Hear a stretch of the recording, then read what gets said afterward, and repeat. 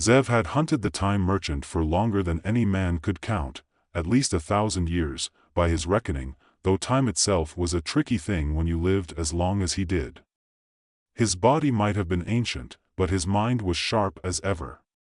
The hunt had taken him across realms and ages, through wars and peace, joy and sorrow. He had never stopped searching, driven by one singular, unrelenting goal, to avenge the death of his family. In his travels, he had heard the whispers, the rumors that spoke of the time merchant, a figure shrouded in mystery, a being who walked through time itself. People claimed he could grant the deepest wishes of the soul, wealth, power, love, all in exchange for the one thing no man truly wanted to lose, time. The price was steep. You would give him your most precious years, and in return, you would receive your heart's desire. For Zev, the trade had been personal. The merchant had taken his family, shortened their lives, making them little more than memories in the span of an eternal existence. He had sworn, then, that he would find the merchant and make him pay for the lives he had stolen. The market was unlike anything Zev had seen. It stretched far beyond any mortal marketplace, existing in a place where time seemed to slow, where the sun never set and never rose. The stalls were strange, filled with odd trinkets, glistening jewels, and odd-looking creatures peddling wares Zev couldn't begin to understand. But none of it mattered. The only thing that mattered was finding the time merchant. As Zev moved deeper into the market, the atmosphere shifted. The chatter of voices became hushed, the air heavy with the scent of incense. There, ahead of him, standing at the far end of the market, was a booth. It was draped in black velvet, with a faint shimmer of light that seemed to pulse and fade, as though it were out of sync with time itself. Behind the booth stood a figure, cloaked in black, his face hidden in shadow. Zev's heart quickened. He knew, without a doubt, that this was the time merchant. Finally, after all these centuries, he had found him, but as he approached, something strange happened. The figure behind the booth wasn't who Zev expected. Instead of the brooding, all-powerful being he had imagined, he saw only a hunched man with glasses perched on the end of his nose, his face pale and tired. He wore a plain black robe, but his demeanor was far less intimidating than Zev had imagined. The man smiled brightly as Zev drew near. "Ah, a new customer. How wonderful. How can I assist you today, traveler? Looking for a deal, perhaps?" Zev paused, perplexed. This couldn't be right. He had been searching for the time merchant, the one who had taken everything from him, not some lowly shopkeeper. But the man's enthusiasm was disarming, almost comical. Zev had expected a grand, ominous encounter, not this odd exchange. The man behind the booth stretched his arms and gestured toward the trinkets on display. "I offer all sorts of things here. Time, of course, but also happiness, love, a life free of regrets. For the right price, I can make your wildest dreams come true." Zev narrowed his eyes. "I'm not here to make any deals. I'm looking for someone." The shopkeeper's smile widened, unperturbed. "Ah, seeking a particular kind of time, are we? A chance to turn back the clock, perhaps? Or maybe you've heard the stories about me, about my deals." Zev stiffened. "I've heard enough. I'm looking for the time merchant." The man tilted his head, his eyes gleaming with mischievous light. "Ah, I see. You're here for the big fish. You've heard of the legend, no doubt. But alas, you're mistaken if you think I'm your man. I'm just a humble servant in the service of greater things. But since you've found your way here, I'll offer you a deal." Zev's patience began to wear thin. "What do you mean, greater things? I'm not interested in your games. Where is the real time merchant?" The man's grin didn't fade. "Oh, I'm afraid the time merchant doesn't make house calls. He comes when he's ready, and only when the time is right. But perhaps I can help you anyway." Before Zev could protest, the man reached under the booth and pulled out a small, shimmering object, an hourglass, no taller than a thumb, filled with liquid gold. This, the man said, holding it out for Zev to see, is a fragment of a deal gone wrong. Time doesn't always go as planned. It can be unpredictable, cruel even. But if you're interested, this could be your ticket to something better. Zev felt a surge of frustration but was oddly drawn to the object in the man's hand. His mind whirled. Was this some kind of cosmic trick? Was this all part of the time merchant's game? With a deep breath, Zev steadied himself. I'm not here for games. I'm here for answers. The man's smile faltered for a moment, and in that brief flicker, Zev saw something, a glimpse of the real person behind the facade. But before he could react, the man straightened, all signs of vulnerability gone. Well, the man said, his voice now laced with quiet amusement, you're certainly persistent. But the time merchant doesn't reveal himself to just anyone. You'll need to earn that right, friend. If you really want him, you'll need to follow the path. Zev glared at him. What path? The man's smile returned, but there was something more knowing in it now, something that hinted at secrets too vast to comprehend. Oh, it's a long one. But one step at a time, my friend. The time merchant won't be found so easily. Not by anyone. Zev's chest tightened. Could it be that the merchant was playing some elaborate game with him? Was he just another obstacle to overcome? Or was there something more to this bizarre encounter? You know nothing about me, Zev growled, turning on his heel to leave, but before he could take a step, the man's voice called out, this time softer, almost somber. You're wrong, old man. I know more than you think. You don't understand what you're dealing with. The time merchant isn't just a man, he's time itself.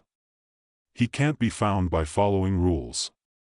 Only by breaking them. Zev froze, the man's eyes gleamed with something akin to pity now, and in his voice, Zev heard the echo of a warning. The time merchant is waiting for you, yes. But you're going to find him. Or rather, he'll find you when it's time. And when that happens, the price will be more than you can bear. Zev turned back, his heart pounding in his chest. The hunt had taken another unexpected turn. Zev stood frozen for a long moment, the words hanging in the air. He had been so certain, so sure of his mission for so long. Yet, here he was, standing before a mere man, a shopkeeper, it seemed, offering cryptic advice about the time merchant. It didn't make sense. The whole situation felt off, as if the fabric of reality was slowly unraveling around him. Without a word, he turned and strode away, his steps more deliberate now, though doubt gnawed at him. The market was still bustling with strange figures and odd goods, but the weight of the conversation hung heavy on his mind. He had been hunting for the time merchant for centuries, and yet, he had found nothing but distractions, misdirections, and this bizarre encounter. Could the time merchant really be just a myth? Or was there some deeper truth hidden beneath layers of smoke and mirrors? Zev's thoughts turned back to the man behind the booth. The merchant, or at least the one who claimed to be him, had seen through him. That was the only explanation. He could sense it in the air, like a shiver creeping down his spine. There was something more to this place, something beyond the market's walls, beyond the false merchant's riddles. Zev could almost feel it pulling at him. His feet carried him forward, moving through the maze of stalls, some strange, some oddly familiar, but none of it drawing him closer to his goal. The air was thick, stifling, and the sky above, a swirling mist of violet and gold, seemed to stretch forever, an endless horizon. Time, it seemed, had little meaning here, and then, as though the fabric of reality had finally split wide open, he saw it. A door, standing alone in the middle of the market. It wasn't like the others, it wasn't attached to any building, wasn't part of any structure. It was simply there, framed by nothing, an isolated object in the center of a sea of chaos. Zev's breath caught in his chest. This was it. This was the sign he had been searching for. There were no words, no explanations, but everything in him told him that this door held the answers. He approached it cautiously, his senses heightened. The market seemed to fade away around him, as if the door existed in its own little pocket of reality. He reached out a hand, his fingers brushing against the cool wood, and felt a shock run through his body. For the briefest of moments, he glimpsed another world, flashes of memories, faces, moments he couldn't fully recognize. A whisper reached his ears, so faint it might have been a figment of his imagination, "Time waits for no one." He jerked his hand back, startled. The door didn't open. There was no key, no handle. But the air around it seemed to shift, to thrum with a strange energy. Without thinking, Zev stepped forward, pushing against the solid wood. The world spun, the market disappeared. Suddenly, he was standing in a vast, open space, as if he had been transported to the heart of the universe itself. Stars swirled around him in every direction, galaxies spinning lazily across the dark expanse. The vastness of it was dizzying. He could feel the weight of eternity pressing against him, and there, standing in the center of the void, was the time merchant. Zev's heart raced, his pulse thumping in his ears. The figure was tall, cloaked in the same black fabric, but now the cloak seemed to shimmer, an endless void reflecting the galaxies and stars. His face, as before, was shrouded in shadow, but now Zev could feel his presence more clearly than ever, like a silent storm. "You've come," the time merchant said, his voice calm, a deep rumble that echoed through the space. It was not the voice of a man, but something older, something timeless. Zev stood motionless, his breath caught in his throat. The figure's words should have felt hollow, but instead, they filled the space around him, resonating in ways that he couldn't understand. "Why?" Zev's voice came out harsh, raw. He had spent so many years chasing the time merchant, driven by the need for revenge, but now that he was here, standing face to face with the very thing that had taken his family, he wasn't sure what to say. What was left to be said? The time merchant seemed to smile, though his face remained hidden.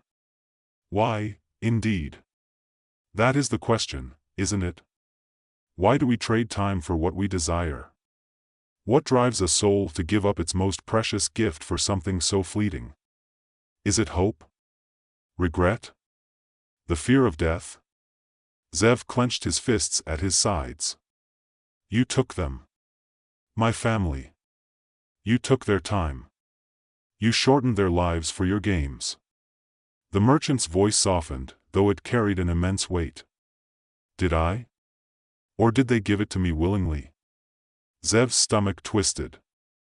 "What are you talking about?" "They didn't, they did," the merchant interrupted, his voice carrying a strange, almost tender quality. "They came to me. Each one of them, at different points in their lives. They wanted something. And I offered them the trade. You see, time is not something I steal. It is given. It is bought." Zev's mind reeled. The words didn't make sense, but the merchant spoke with such certainty that Zev could not refute them. He could not grasp the full weight of what was being said, but the flicker of truth in the merchant's voice unsettled him. "How do you know?" Zev demanded, his voice rising. "How can you be so sure? You've seen them, my family, your deals took their lives from them." The merchant's form shifted slightly, and for the first time, Zev thought he saw a flicker of something more human in the shadows of his face. "I've seen many families. Many lives. I offer what is asked of me. But I cannot give you back what has already been lost, Zev." The words hit Zev like a punch to the gut. His mind whirled, the weight of his search, the years of vengeance, the sacrifices, the endless pursuit of something he never truly understood, coming crashing down all at once. Had it all been in vain? "What do you want from me?" Zev asked, his voice hoarse. "What are you asking of me?" The merchant's presence seemed to grow, expanding like the very fabric of time itself. "I want nothing, Zev. I am but a servant of time. It is you who came to me, seeking a trade, seeking something I cannot give." Zev's heart dropped. "You're saying I can't change anything. You're saying I've been chasing a shadow." The merchant's voice was quiet, almost sorrowful. "Time is not something to be changed, Zev. It cannot be manipulated, only experienced. You cannot undo what has already been done. Zev felt something inside him break, a final fracture in the walls he had built around himself. His pursuit of vengeance, his endless search for the time merchant, had all been driven by a lie. Time could not be cheated. Time could not be bent, and as the realization settled over him, a strange calm washed over him. For the first time in centuries, Zev understood. He had been wrong. And now, the time merchant stood before him, a reminder of a truth he had never been able to accept: time waits for no one. The merchant's voice, when it came again, was soft, almost comforting. You've learned, at last. But the price, Zev, the price of this knowledge, is more than you think. Zev turned his gaze to the merchant, his heart heavy with the truth he had uncovered. There was no going back. The price of his quest had been paid, and now it was his turn to face the consequences. I don't need more time, Zev said quietly. I need to let go.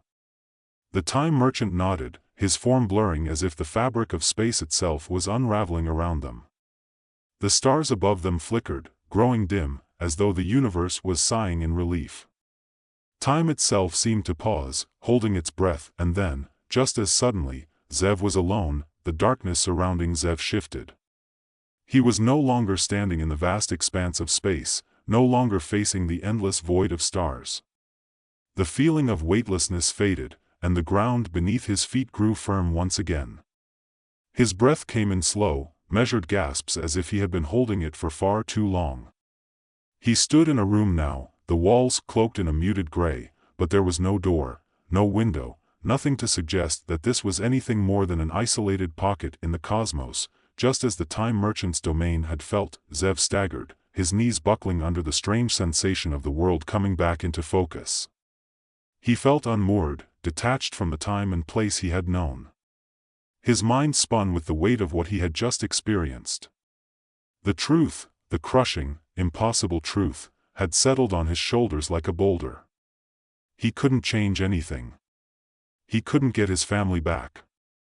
The trade had been made, and all his years of pursuit had been for nothing. But in that moment, as the disorienting fog of revelation began to clear, something strange happened.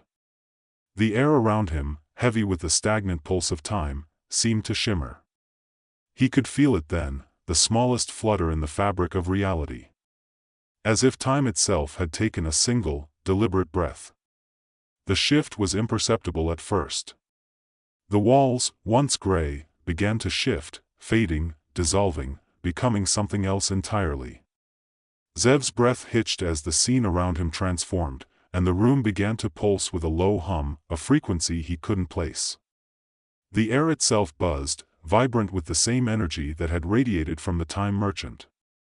The room was no longer a room. It was something else entirely, something vast, something infinite, and then, as though on cue, a voice filled the space, a voice he had known, but never truly heard until now. You cannot change the past, Zev, the time merchant said, his voice like the reverberations of ancient bells, a sound that resonated deep within Zev's bones.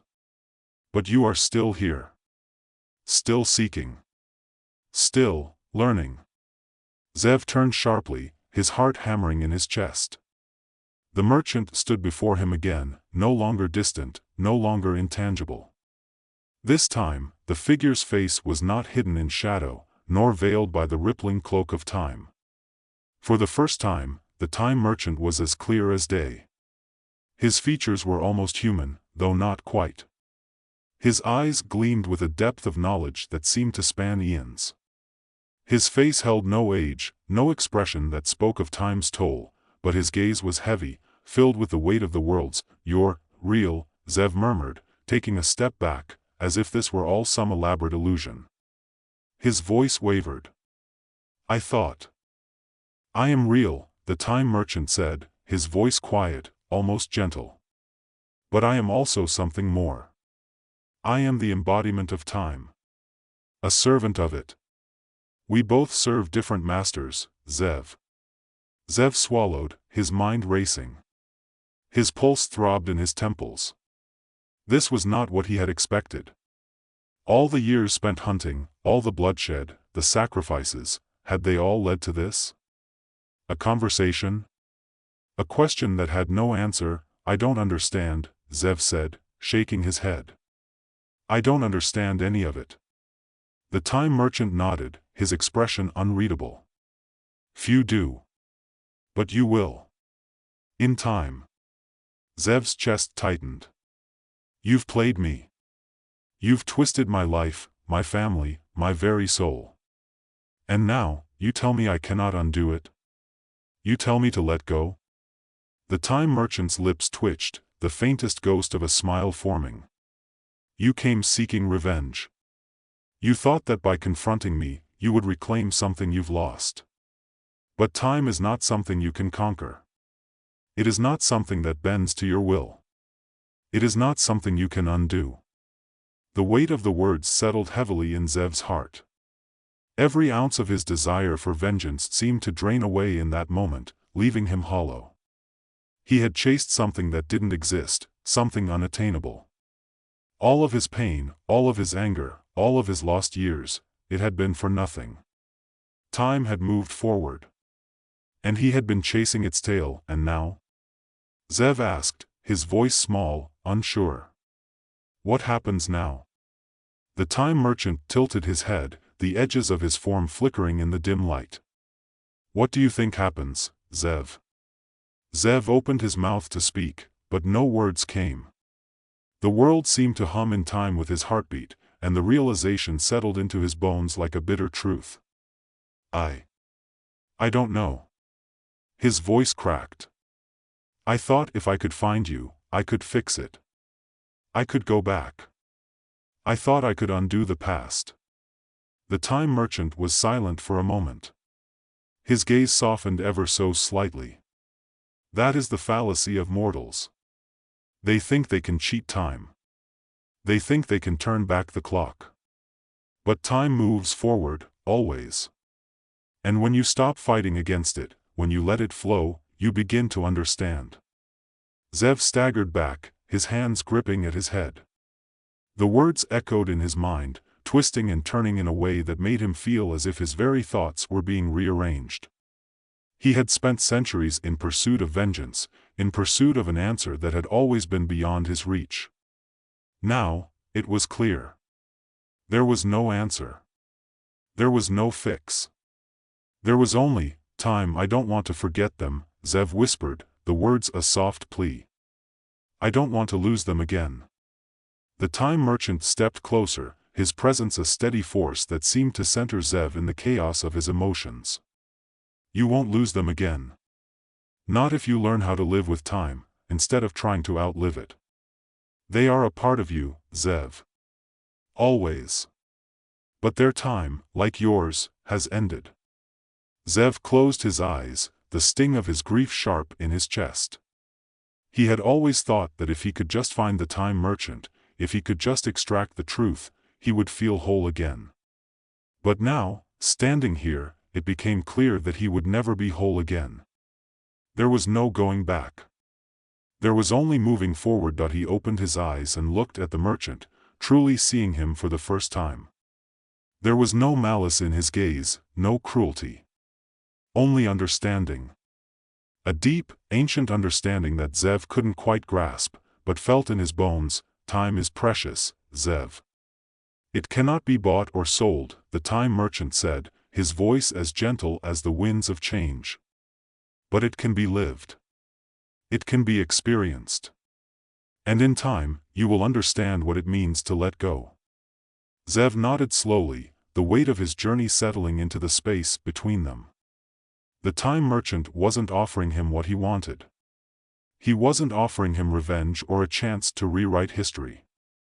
But in a strange, quiet way, he was offering Zev something even more precious.